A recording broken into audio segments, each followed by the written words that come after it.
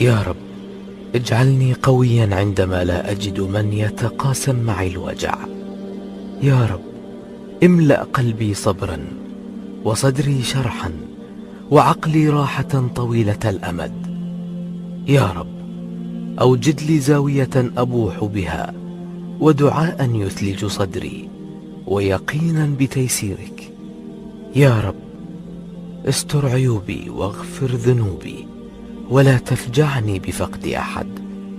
يا رب اجعلني مقيما للصلاة ومن ذريتي وفاعلا للخير، واجعلني سببا لفرح الناس وسعادتهم، ولا تضعني في مواقف متعبة ولا ظروفا سيئة ولا ظروفا يائسة، واجعلني بإرادتك سبيلا للمساعدة ويدا ممدودة للجميع.